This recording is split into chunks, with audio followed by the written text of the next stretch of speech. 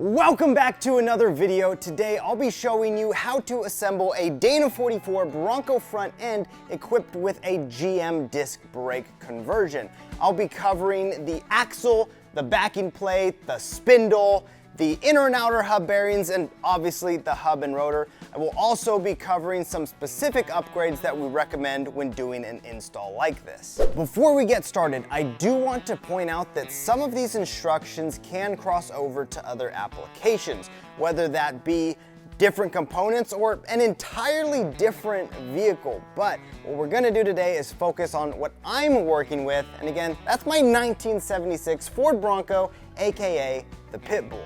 For my Bronco, I'm running the Wild Horses 4340 chromoly axles, and like I already said, I am running our GM disc brake conversion, so I've got the correct spindle for that application.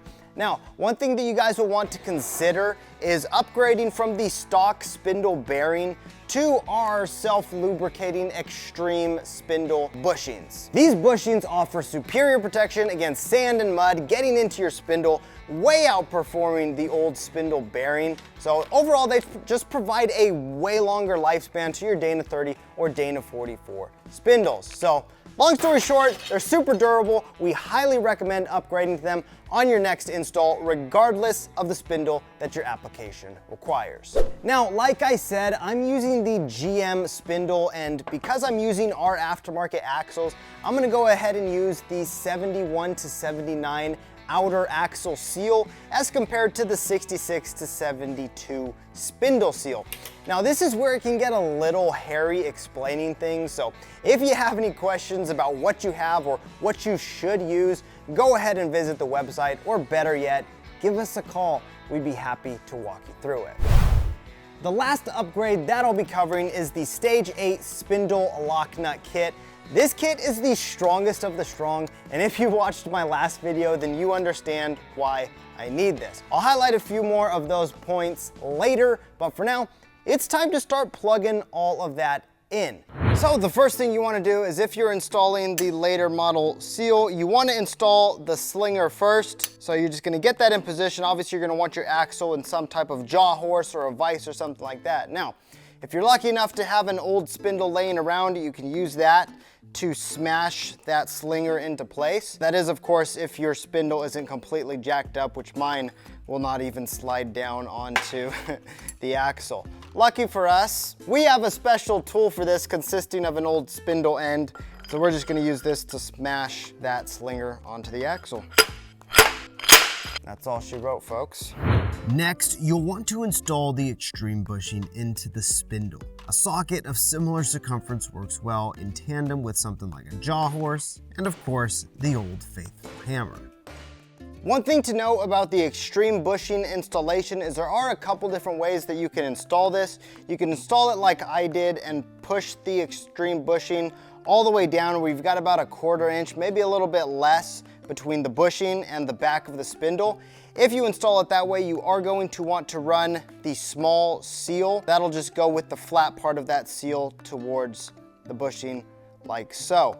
What you could do to avoid using the seal altogether is you could just install the extreme bushing to where it sits flush against the back of the spindle. That is also a totally reasonable way to do it. That's typically how we do it, but because I wanted to show you the small seal way, we decided to go that route with my Broncos. So because I installed it that way, we're gonna put the seal in. Once that extreme bushing is installed, you are going to want to just test it again real quick on the axle. Just press it down, make sure everything spins, make sure there's no binding or anything like that. If you're good to go there, then you are ready to install this axle. Slide the long end of your axle assembly through the knuckle into the axle housing. Put some slight down pressure on the outer end of the axle in order to keep the splines from rubbing down the housing, catching any grit or debris that may have found its way into your housing. You will notice that there are grease plugs on your axle that you will want to line up with the corresponding notches on the knuckle in order to push the axle all the way into the differential. Next, install the V-lip seal with the flat side orientated towards the Slinger. Then, you will notice the thrust washer has an indent on one side. Install the thrust washer with the flat side facing out. Now slide your spindle and backing plate onto the knuckle and tighten down the 6 nuts. Torque the nuts down to 35 foot-pounds. Now it's time to grease your inner and outer bearings. Use a high-temp disc brake wheel bearing grease and spend several minutes working grease into every area of the bearing that you can. Once you've massaged grease into all the nooks of your inner bearing, drop it into the bearing race inside your hub. Before removing the gloves, finish greasing the other bearing as well before setting it aside. Grab your bearing seal and lightly apply grease to the inner edge of the seal, then carefully drive it into the hub with a rubber hammer. Now you can slide your hub and rotor assembly onto the spindle.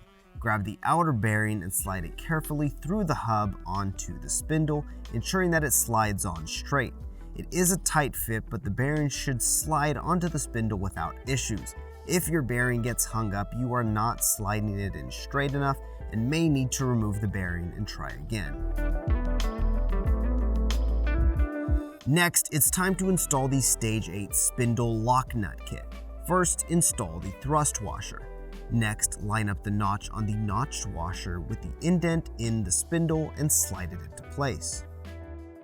Now start screwing the Stage 8 nut onto the spindle. Use a spindle nut tool to tighten down the nut the rest of the way before torquing the nut down to 50 foot-pounds. Then back off a quarter turn. Next, install the locking retainer with the teeth pointing in towards the hub. These teeth should line up with the notches in the notched washer. Lastly, grab a set of snap ring pliers and install the snap ring into place. Now, all you have to do is reinstall the hub of your choice, give the assembly a good spin, And there you go, folks. Once your hub is installed, all that's left to do is put it in the locked position, give your rotor a spin, make sure that the drive shaft is spinning, and you are good to hit the road. Assuming everything else on your vehicle is working properly. So all that I have left to do is put my brake back on, put my tires back on, and this thing is getting loaded up in the trailer for Super Celebration Carson City.